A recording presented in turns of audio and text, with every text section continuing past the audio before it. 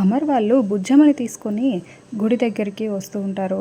అమర్ పిల్లలు అందరూ కూడా మెట్లు ఎక్కి పైకి వెళ్తూ ఉంటారు. అయితే బాకీ మాత్రం అమ్మవారి బోనం కుండ పట్టుకొని మోకాళ్ళ మీద మెట్లు ఎక్కి వెళ్తూ ఉంటుంది. బాకీ ఇక్కడ రథోడ్ అని అమర్ అడగడంతో, సార్ చూడండి సార్ అను మెట్లు ఎక్కి వస్తున్న బాగీని చూడండి సార్, మిస్ అమ్మ మొక్కు ఎలా తీర్చుకుంటుందో, మోకాళ్ళ మీద మెట్లు ఎక్కి మరీ బోనం కుండని మోస్తుంది, అలా మొక్కు తీర్చుకుంటుంది సార్ మిస్ అమ్మ అని రాథోడ్ చూపిస్తూ ఉంటే అమర్ చాలా షాకింగ్గా బాగీని చూస్తూ ఉంటాడు.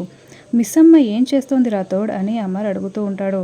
మీకోసం మొక్కు చెల్లించుకుంటుంది సార్ అని రాథోడ్ చెప్తూ ఉంటాడు. ఏంటి, నా కోసం మిస్ అమ్మ మొక్కుకుందా అని అమర్ చాలా షాకింగ్గా అడుగుతూ ఉంటాడు.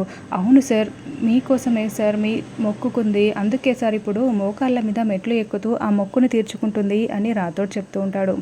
అలా బాగి మెట్లన్నీ ఎక్కేసి మోకాళ్ళ మీదనే ఆ బోనం తీసుకుని అమ్మవారి ముందు వచ్చి మోకరిల్లి ఉంటుంది.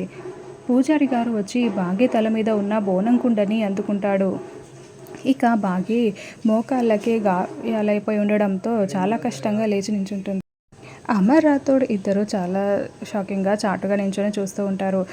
చూస్తుంటే, నువ్వు వివాహితురాలుగా ఉన్నావు కదా తల్లి, నీ భర్త ఏదైనా ఆపదలో ఉన్నారా అని పూజారి గారు అడుగుతూ ఉంటే అమర్ చాలా షాకింగ్గా వింటూ ఉంటాడు. ఆపద నుండి బయటపడ్డారు పంతులు గారు, ఆయన ఇప్పుడు క్షేమంగా ఆరోగ్యంగా ఉన్నారు, అందుకే అమ్మవారికి మొక్కు చెల్లించాను అని బాగి తన మెడలో ఉన్న మంగళసూత్రాలని బయటికి తీసి కళ్ళకద్దుకుంటూ ఉంటుంది. అమర్ ఇదంతా చాలా షాకింగ్గా చూస్తూ ఉంటాడు.